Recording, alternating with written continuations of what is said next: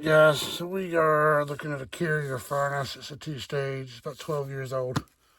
Got a bad blower motor in it, and found it yesterday late. One of the OEM motor had to come back today to put it in, so let's get it changed out. So the capacitor on this thing is good.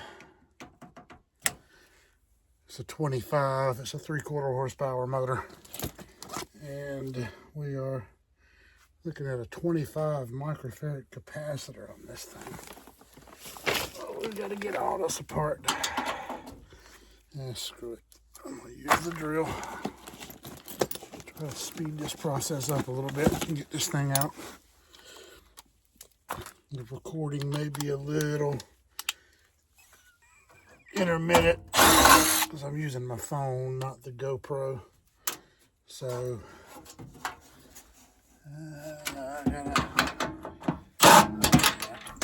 I'll get that out when I slide the motor out. But anyway, I'm going to have to slide this out a little bit because I have 2 screws that are on the back side of this plate that holds the control board on, and they're in there at an angle. I don't know if you can see that. I don't know where the camera is on this thing from this side, but anyway, they're back there, so I got to slide this thing out so I can get to them.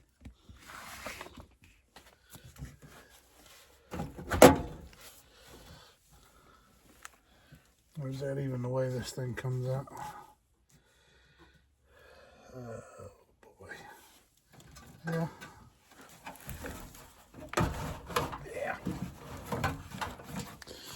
Get my thermostat wires off.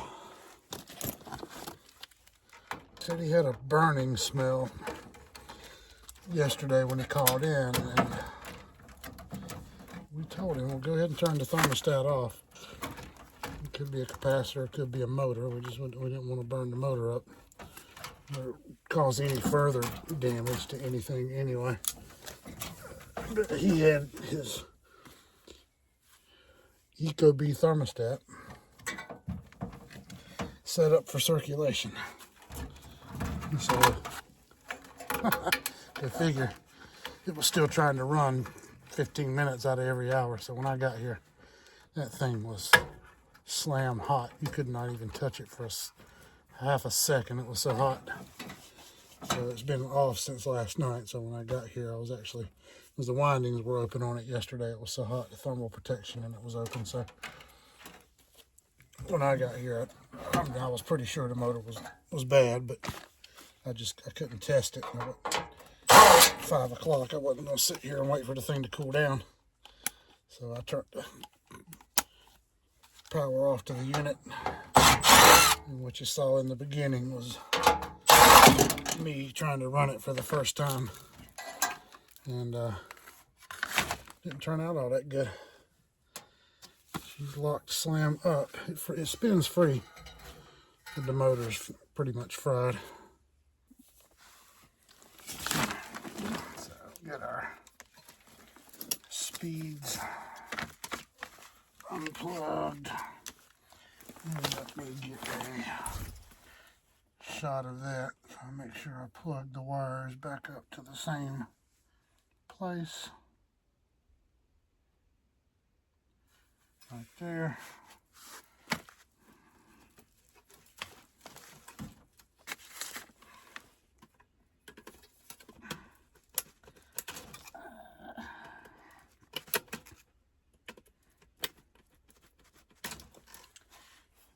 There we have using high for our cooling speed.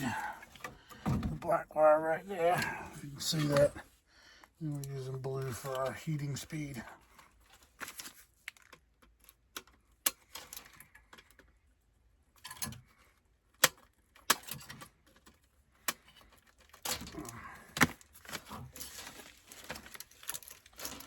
And then obviously white is always going to be your neutral in most cases.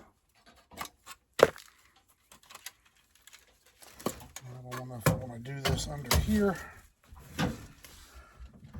Or take it out the crawl door over there and do it outside. I'll probably take it to the crawl door and do it right over there. And this thing's going to be a pain in the ass to get back in there. So we got this thing out. We're going to get it swapped out. This new motor is carrier OEM replacement motor for this. And according to the sticker, it is made in Vietnam, so I don't know how the tariffs are working out for them over there, but I don't think they've marked up the price on it yet. So that motor,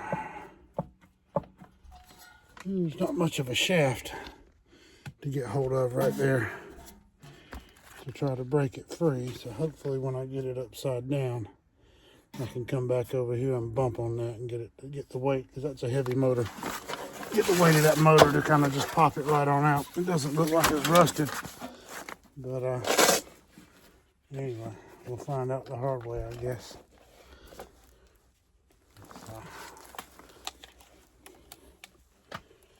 So, replacing blower motors. It's always fun when it's done in a crawl space.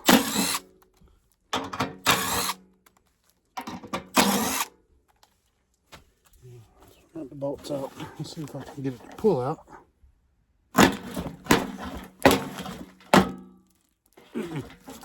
Nope.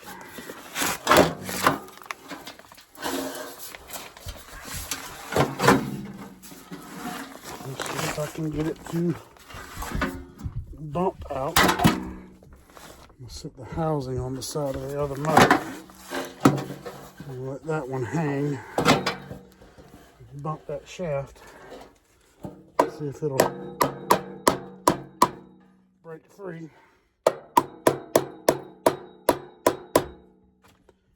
No, it will not.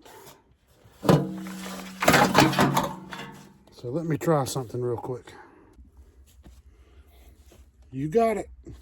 A motor puller. I am not out here trying to act like I'm better than anybody else. I'm not out here trying to impress anybody.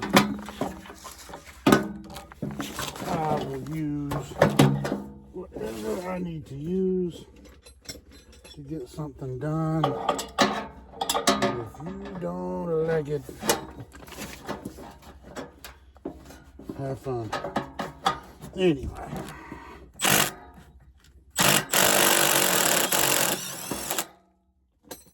Go.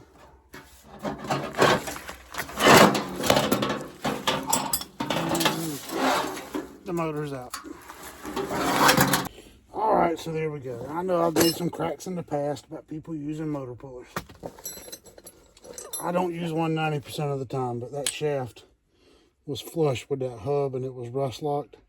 There was no way to get in there with any sandpaper, and I'm not going to go out and spend $400 or $500 on some power tool and batteries and charger just for that purpose. When you see I did it with that in about 5 seconds or so. All I did was get one of these, the socket that fits it, the adapter for that, and a 12-volt impact drill. Runs it right out of there.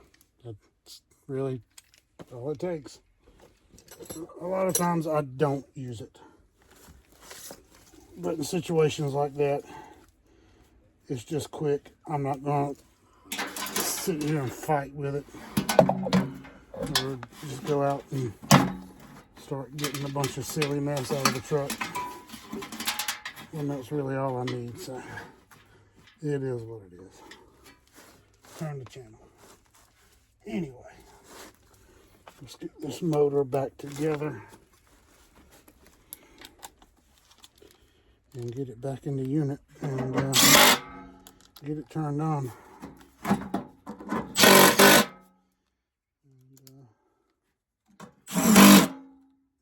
The reason we didn't offer a replacement, and yeah, this is, I'm not going to tell you exactly how much this is. This is over $1,000 repair. Motor was fairly expensive, but we are not giving them an estimate. That heat exchanger in that furnace is 90%, and it has a 20-year warranty. Actually, I think that particular one has a 25-year warranty. It's a 90% furnace, primary and secondary heat exchanger. That just got replaced a couple of years ago. And even under warranty, getting that one and building the new one and putting it together is fairly expensive. And I mean, I can't blame them. You don't want to, that would have been the time to maybe consider replacing the furnace. But now you've done that, and now you're just looking at a motor. You're like, okay, well, the major components are pretty much taken care of. So, as long as they don't have an air conditioning problem, maybe they can get another 5-6 years out of this thing and not have an issue. And kind of get a return on what they've had to spend on this thing already. So, it's their decision. And that one's not one that I can necessarily blame them for. I probably wouldn't have done that either. So let me get this wheel locked in here and get it tightened up, and then we'll go get this thing back in there.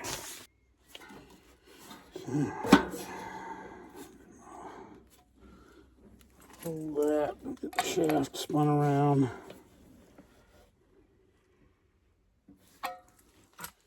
And get my lock screw back in.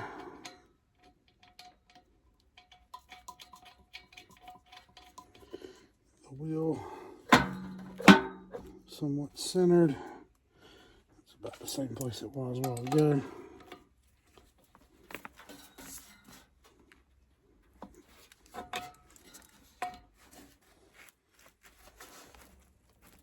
So we've got that all tightened up back in there. Now let's go get this thing back inside that furnace. Alright, so let's get this thing in there. You know, like I said, I'm 54 years old. I'm still doing fine. But at this point, if I need a puller, I'm going to grab the puller. I'm not going to sit out there and fight with something. Get it done. Work smarter, not harder. Kind of my opinion on things anyway. And if somebody calls you stupid for doing it, tell them to kiss your ass. Right square dab in the middle of the starfish.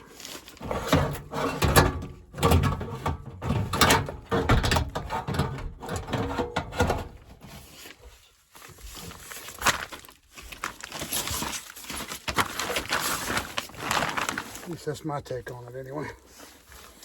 Alright. Let me get these screws back in. I guess I'll use this. My drill's laying over there.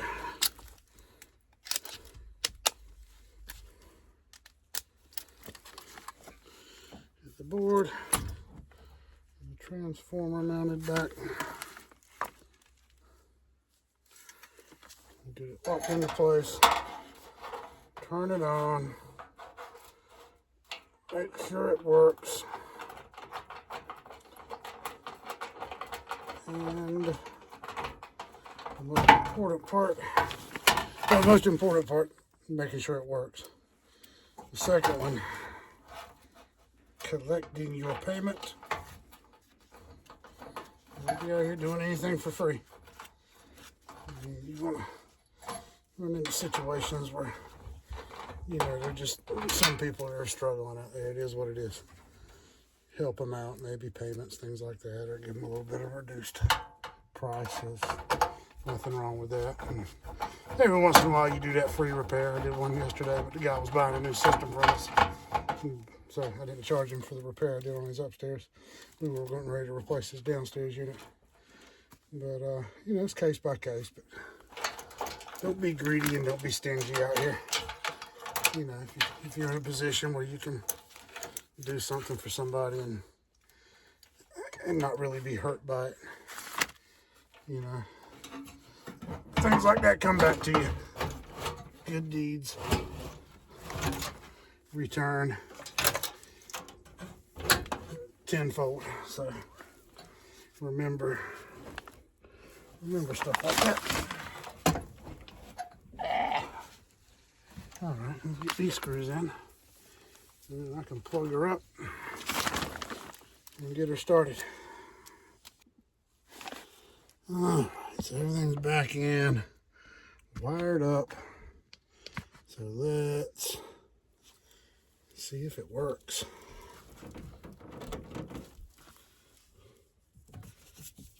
Switch on,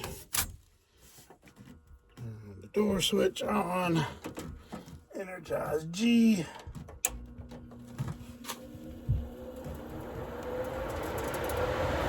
And we have airflow. How about that? It's amazing how that works. I was hoping it would have been that capacitor when I got here. It was 5 o'clock. He said burning smell in the house. I was thinking, capacitor. 25, it was reading 22.9. Reached in there, put my hand on that motor, it was hot as fire. This should have been earlier in the day. I could have gone and got it, came back and already had this done, but it is what it is. Our carrier has started closing at 4 o'clock. Anybody else having that problem with carrier? I mean, carrier's always been a problem, to be honest. They suck. But they shut down the supply house at 4 o'clock now. It amazes me. What in the world happens when we get busy in the summer? Because in the summer, when it's busy, we stay open until 6:30. People that get home from work, AC's not working, we give that extra hour and a half. But carrier, they shut down 4 o'clock, man. Anyway, guys, like, subscribe. Appreciate you watching. Hope you enjoyed it. And we'll see you on the next one, maybe.